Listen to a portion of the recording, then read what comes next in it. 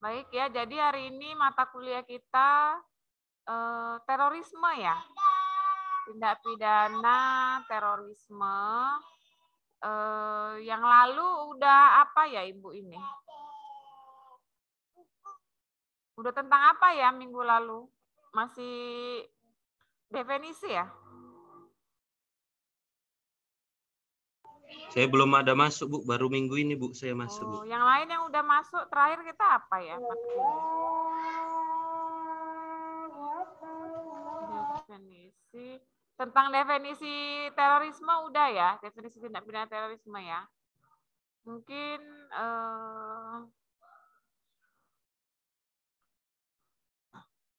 motivasi ya, motivasi terorisme kali ya. Bentar ya.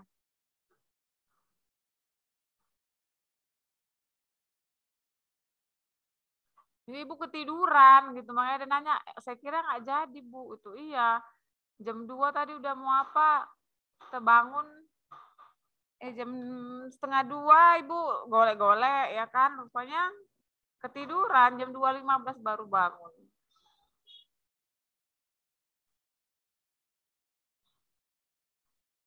Ya, baik, untuk hari ini ya, kita akan bahas tentang karakteristik mungkin ya, atau motivasi mengapa seseorang itu melakukan tindak pidana terorisme. Karakteristik atau motivasi ya. Jadi kalau minggu lalu itu Ibu udah jelaskan tentang definisi tindak pidana terorisme berdasarkan konvensi PBB ya. Kemudian berdasarkan apa lagi? Definisi dari para ahli. Ya, hari ini itu tentang motivasi, latar belakang atau motif ya. Mengapa seseorang itu melakukan tindak pidana terorisme ya.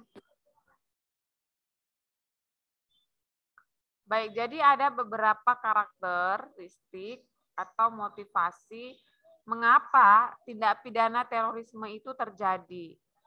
Ya. Yang pertama ini menurut FX atau pakar hukum ya, Aji Semekto, dia mengutip dari pendapat James H. Wolf yang mengatakan bahwa karakter daripada terorisme itu yang pertama itu adalah adanya motivasi yang bersifat politis maupun non politis. Ya. Jadi ya kecil lah ya, kecil kan. Jadi ada motif politik dan juga motif non politis. Ya. Artinya motif politik di sini bisa jadi seseorang atau kelompok orang melakukan tindak pidana terorisme itu karena misalnya mau melakukan kudeta ya, atau tidak suka dengan pemerintahan yang ada atau negara ya, itu juga mengakibatkan motif politik itu bisa masuk menjadi salah satu karakter daripada mengapa kelompok atau orang itu melakukan tindak pidana teror gitu ya. Kemudian motif lainnya itu bisa secara non politis ya. Artinya non politis di sini dia melakukan terorisme itu mungkin karena memang bukan kehendak untuk menjatuhkan suatu pemerintahan ya, tetapi memang teror yang dilakukan itu misalnya untuk melakukan pembasmian etnis misalnya ya, yaitu memang kejahatan-kejahatan kemanusiaan yang itu dia tidak ada motif politik, misalnya seperti genocide ya, kemudian juga misalnya pembasmian satu ras itu nggak politis, tapi itu memang dia kejahatan non politis, tapi dia masuk ke dalam kejahatan hak asasi manusia, gitu. Ya. Jadi itu salah satu contoh ya. Salah satu contoh motif politik dan motif non politis. Ya, jadi ada dua. Mengapa tindak pidana terorisme itu terjadi? Ada dia karakternya itu bersifat politis maupun non politis. Nah, kemudian karakter lain dari tindak pidana terorisme ini adalah sasaran yang menjadi objek ya dari aksi teror ini, dia sasarannya itu sipil ya, misalnya supermarket, mall, sekolah, tempat ibadah, rumah sakit dan fasilitas umum lainnya, maupun sasarannya itu non sipil seperti tank militer atau camp militer ya. Jadi karakter lainnya itu daripada terorisme, sasaran atau tujuan mereka menghancurkan sesuatu itu, dia bisa pada tempat-tempat umum ya, atau tempat-tempat sipil dan juga yang non sipil seperti camp militer atau tank militer ya. Jadi itu merupakan karakteristik ya, dan juga motivasi mereka gitu untuk melakukan penghancuran ya. Sasarannya itu bisa secara sipil dan juga non sipil. Kemudian karakter lain, aksi terorisme ini ditujukan untuk mengintimidasi atau mempengaruhi kebijakan pemerintah atau negara. Jadi tujuan daripada aksi teror ini ya, yaitu pastinya ingin mengubah kebijakan daripada pemerintah atau negara. Jadi itu salah satu motif dan juga karakter daripada terorisme. Ingin berupaya untuk bisa mengubah kebijakan sebuah negara atau sebuah pemerintahan. Nah, kemudian karakter terorisme yang lainnya itu adalah tindak pidana ini tidak menghormati hukum internasional atau etika internasional. Serangan yang dilakukan dengan sengaja untuk membinasakan penduduk sipil seperti yang terjadi pada bom Bali beberapa waktu lalu adalah pelanggaran hukum internasional. Jadi teror itu dia tidak melihat kaidah-kaidah atau aturan-aturan yang ada pada hukum humaniter atau hukum perang ya. Jadi kalau kita baru-baru ini sering lihat berita tentang Rusia ya yang menginvasi Ukraina ya. Apakah itu teror, Bung? Tidak, itu peperangan ya. Itu memang perang. Kenapa? Karena Rusia secara terbuka mengatakan bahwasanya dia akan melakukan perang atau mengintervensi daripada Ukraina. Nah, dia harus mematuhi hukum-hukum humaniter gitu, hukum perang. Artinya Rusia tidak boleh melanggar hak-hak asasi manusia. Salah satunya tidak boleh melakukan pembunuhan ya, pembunuhan secara massal. Misalnya membunuh warga sipil itu tidak diperbolehkan, ya, karena dalam hukum humaniter itu dilarang. Ya, kemudian menghancurkan sarana-sarana umum itu juga dilarang, tetapi kalau kita dilihat di berita ada juga ya kena imbas ya serangan Rusia ke Ukraina terhadap sarana-sarana atau fasilitas umum di Ukraina. Ya. Jadi memang kalau dia teror dengan perang ya itu beda. Artinya beda, perang itu dia harus mematuhi kaidah-kaidah hukum humaniter, hukum perang.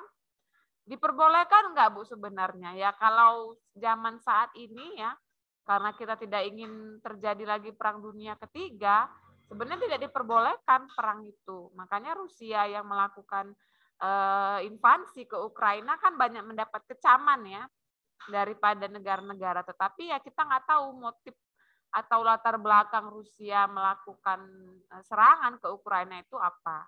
Yang jelas kalau yang Ibu perhatikan Rusia itu secara terang-terangan menyatakan perang dan mereka juga tidak ada membunuh warga sipil ya, hanya saja memang ada yang luka-luka.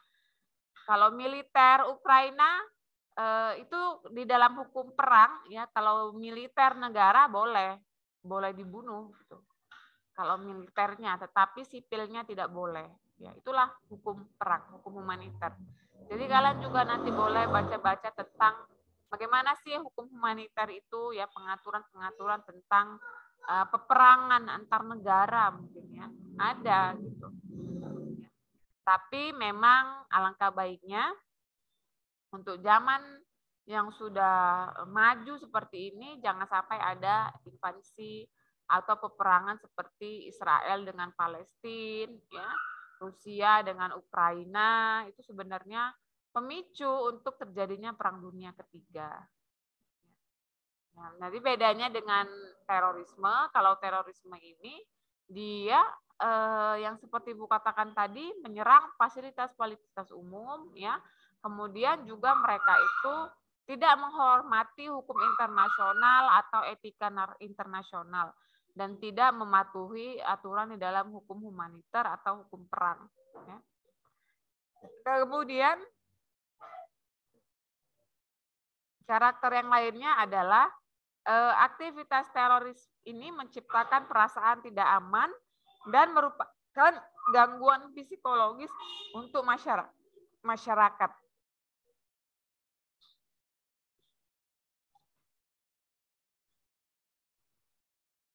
Jadi menimbulkan rasa tidak aman dan gangguan psikologis, ya lah, namanya juga teror ya.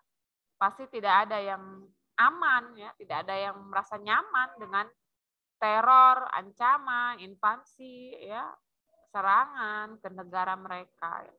Jadi memang bentuk-bentuk kekerasan seperti ini dikecam ya oleh dunia.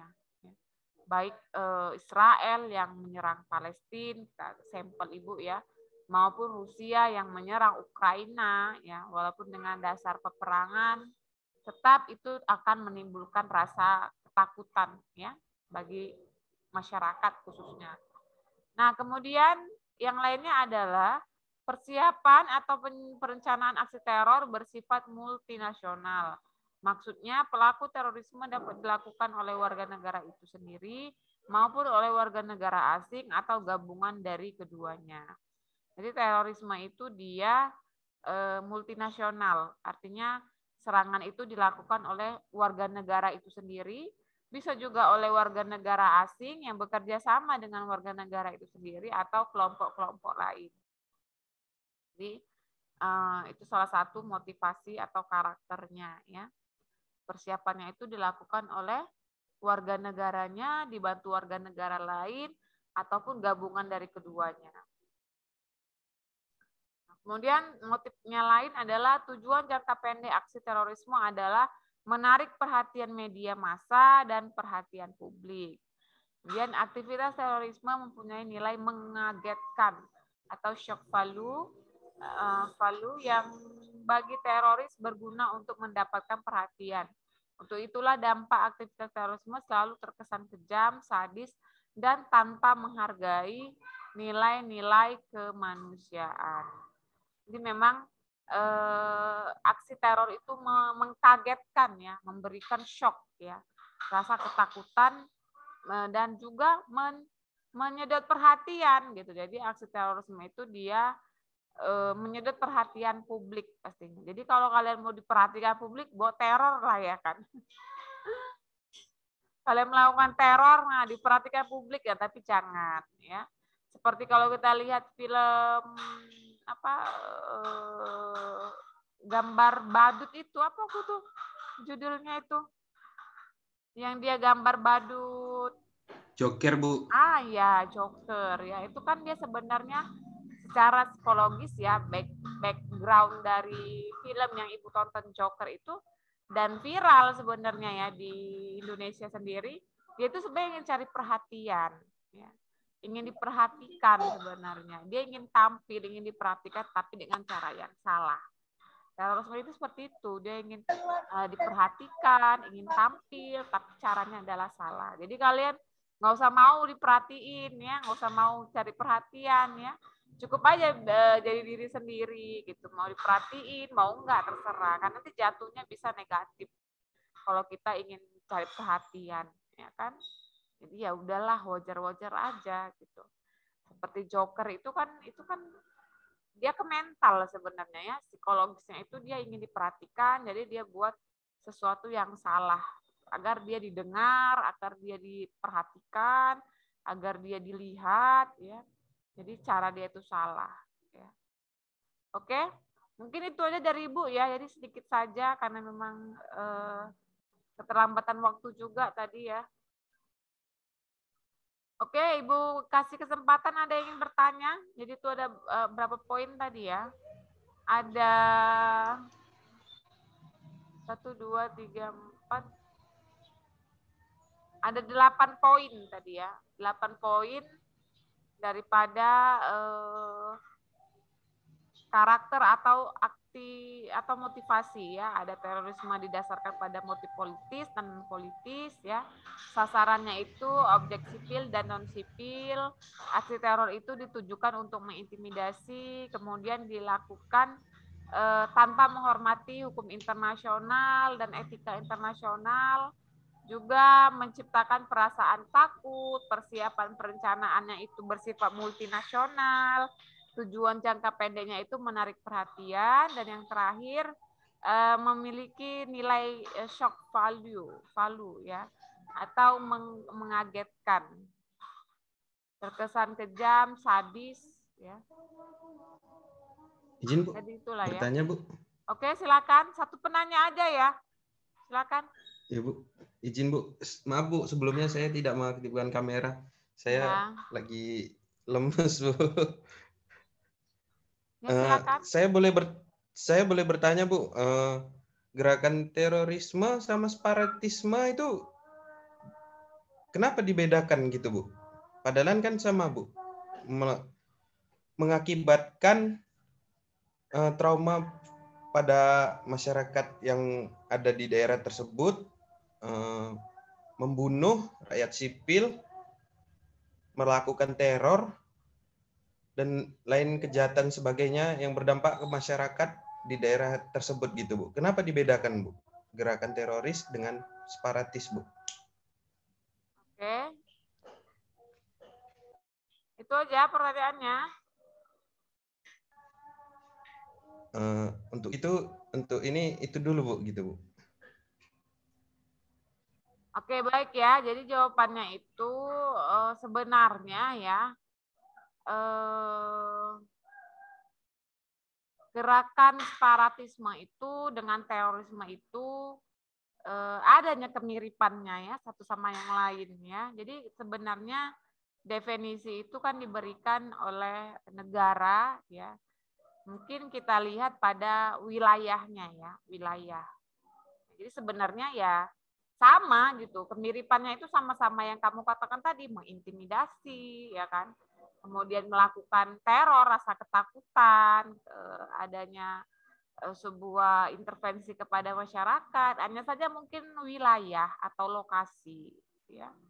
Jadi kalau dia separatisme itu dia kan bisa dikatakan bahwa tujuan ya, tujuan dari orang-orang yang melakukan separatis ini atau kelompok separatis ini, tujuan politiknya itu pasti adalah ingin memisahkan diri ya, memisahkan diri dari misalnya dari negara kesatuan, dari NKRI gitu ya. Kita contohkan adalah separatisme di Aceh ya.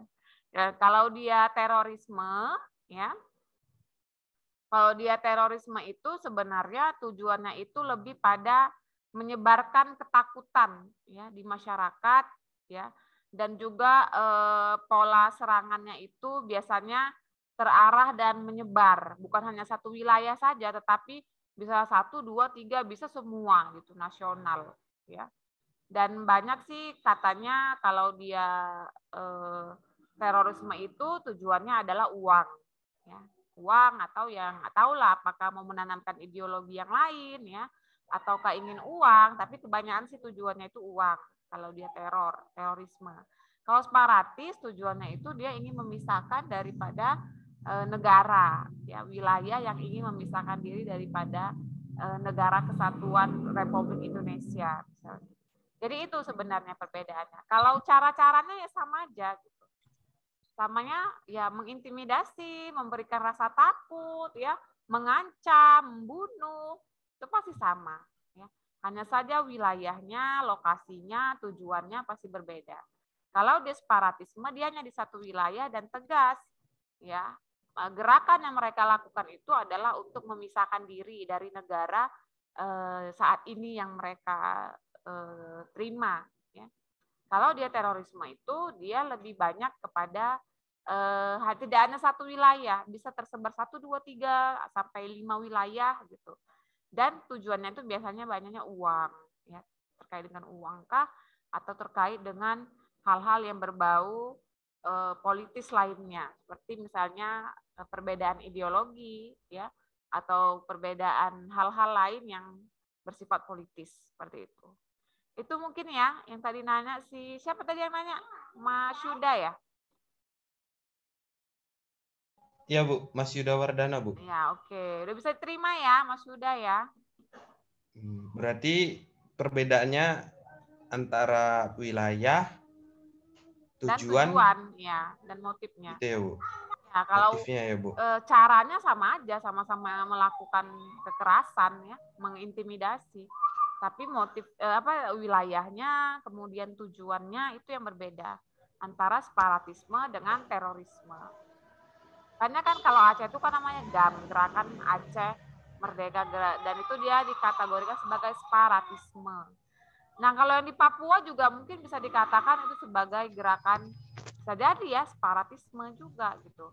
Papua ingin memisahkan diri dari NKRI, makanya banyak KKB itu ya melakukan serangan-serangan ke TNI Polri ya. Sebenarnya itu salah satu contoh gerakan separatisme yang saat ini dihadapi oleh negara kita. Karena dari jauh-jauh hari udah banyak isu pemisahan Papua ingin pisah gitu dari Indonesia. Tapi kan tidak mungkin. Kenapa? Karena di situ ada Freeport, ya karena ada tambang Freeport, tambang emas. Maka Indonesia mau gitu memisahkan diri dari Papua, dan juga Papua itu banyak ya memberikan kontribusi untuk Indonesia juga gitu. Ya salah satu sumber daya kekayaan alamnya, tambangnya, ya sebenarnya kaya Papua itu. Makanya ingin diperebutkan sebenarnya sama Amerika. Oke, mungkin itu dari Ibu ya. Jadi hari Izin ini Bu, cukup. bertanya lagi boleh Bu? Udahlah, satu Udah Bu. pertanyaan aja ya, W aja ya Mas Oke Yuda Bu, ya. baik Bu. Capek Baik Ibu, Bu, baik belum Bu. puasa. Oke, Siap Bu, mungkin sama Bu. ya ini aja terakhir dari Ibu ya, kita jumpa hari Jumat depan ya. Semalam libur karena ada hari merah ya. Jumat depan di 2:30 aja ya. Mungkin jam 2 kecepatan, nanti ibunya telat ya. Jadi kita jumpa Jumat depan jam 2:30 siang ya. Ya Bu. Oke. Cukup sekian dari Ibu. Terima kasih dan mohon maaf keterlambatan waktu tadi ya, harap dimaklumi. Assalamualaikum warahmatullahi wabarakatuh. Waalaikumsalam warahmatullahi wabarakatuh. Waalaikumsalam.